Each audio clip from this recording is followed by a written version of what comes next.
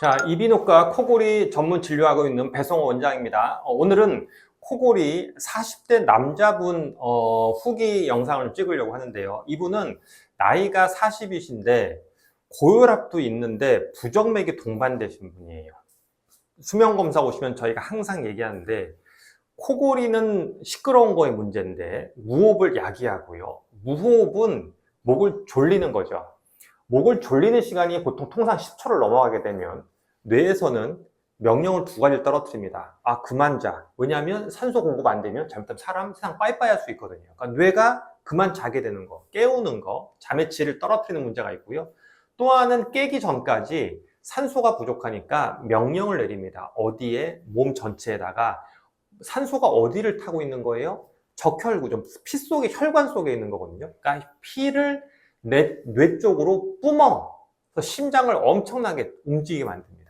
근데 그게 무호흡이 있는 분들이 적게는 수십 번, 많게는 수백 번이 있거든요. 그러니까 자다가 멀쩡히 자다가 갑자기 턱 막히니까 심장이 막 나대게 되는 거예요.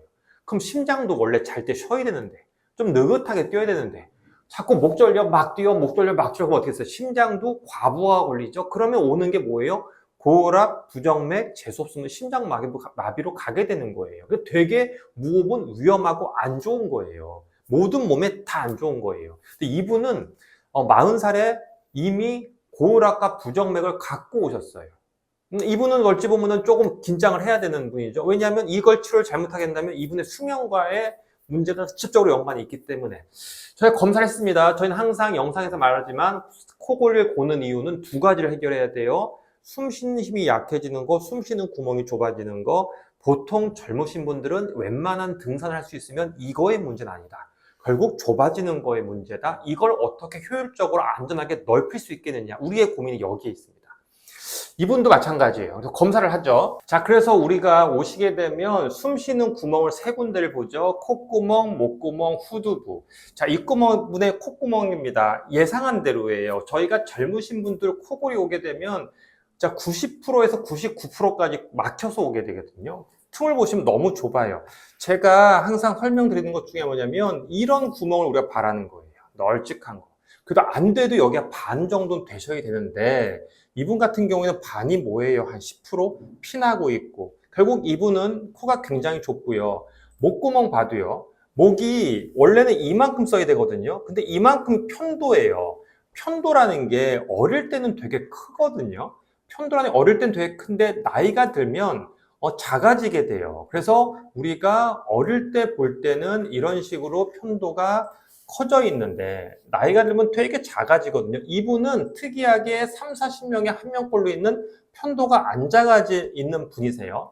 1번, 2번 좁으시고 3번 후두 덮개인데 후두 덮개는 한 중간치 정도. 이게 좋은 거, 나쁜 거, 중간 정도 되는 분이에요. 자, 그래서 이분은 수면 검사를 시행했고 검사했더니 무호흡 수치는 한 25회 정도. 코골이는 전체 잠에서 한 40% 정도 됐던 분이에요.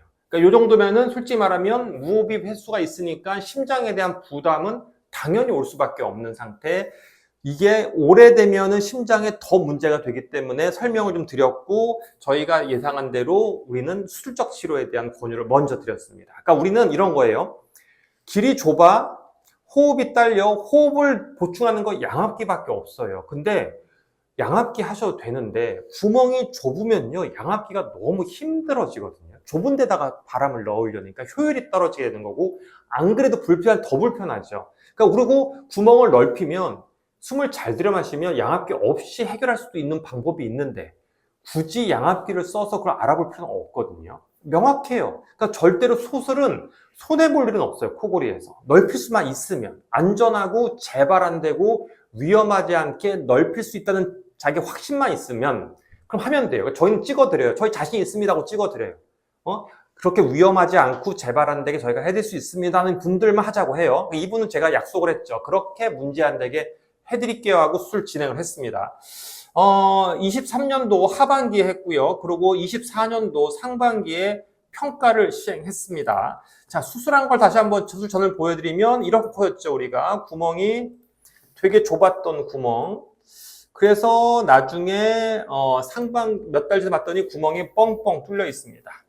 구멍이 잘 열려 있죠. 제가 말씀드린 것처럼 이런 거는 절대로 재발은 평생 되지 않을 겁니다. 자, 목구멍을 보시면요. 아까 보여드린 것처럼 목구멍 자체가 처지고 좀 좁았죠. 여기 편도 다 없애고요. 목젖 주변을 다 레이저로 정리를 했습니다. 목살 째는 건 안 되고요. 했더니 우리 목이 이런 식으로 넓어졌고요. 요 흉터 생기는 거, 이거 굉장히 중요합니다. 옆에 당기는 힘, 굉장히 중요하고요. 그렇게 두 가지를 시행했습니다. 즉, 우리는 1번, 2번만 뚫은 거죠. 여기는 그 바람으로 절로 열리라고 기대하고 기다리는 겁니다. 자, 우리도 솔직히 말하면 이렇게 되면 이제 기다리는 겁니다. 어떤 평가가 나올 거냐? 저도 확신을 합니다. 이분은 무조건 좋아집니다. 그렇게 설명하고요. 자신 있게 합니다. 문제는 몇 프로 좋아질 때는 변수가 좀 있어요. 왜 입 벌리자는 거. 그리고 잘 때 호흡이 너무 약해지는 분들. 성인들, 젊은 사람들도 50에 한 명 나오거든요. 그래서 그걸 봤습니다. 이분인데 평가를 할 건데 가장 좋은 평가는 실은 가족의 평가고 그중에서도 부인의 평가가 제일 중요해요. 이분도 각방이랑 같이 주무시는 분. 자, 부인께 평가를 들어왔습니다.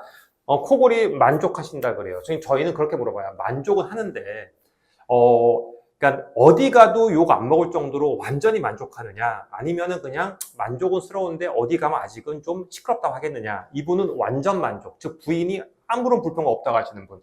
무호흡 제로. 중간에 이분이 항상 코골이 무호흡은 중간에 깨고 이런 분도 여러 번 깨었어요. 본인은 무호흡 때문에 깬다고 하셔요. 무호흡이 없어지면 그러면 중간에 깨는 거 없어집니까? 이분 없어졌어요. 제로. 자, 이분이 불면증도 있었어요. 어떤 게 냐면 잠들기가 힘들었어요. 그러니까 불면증이 여러 가지 이유가 있어요. 여러 가지 이유인데 그 중에 하나가 코가 답답하면 잠들기가 힘든 경우가 많거든요. 이분 그거 없었는지 솔직히 말하면 저희도 몰라요. 왜냐하면 불면증은 복합적인 요인이에요. 그러니까 코가 막혀서 목이 좁아서 할 수도 있지만 내 스트레스가 심해서 혹은 뭐 술을 많이 마셔서 뭐 커피를 많이 먹어서 복합적인 요인이기 때문에 저희가 수술할 때 불면증에 손해볼 일은 없지만 이걸로 해결될지 솔직히 해봐야지 알고 해결된다면 그건 정말로 무호흡 때문에 불면증이 있는 거다. 숨쉬기 힘들어서 그런 거다라는 설명을 드립니다. 이분은 불면증이 잠들기 힘든 게 없어지신 분.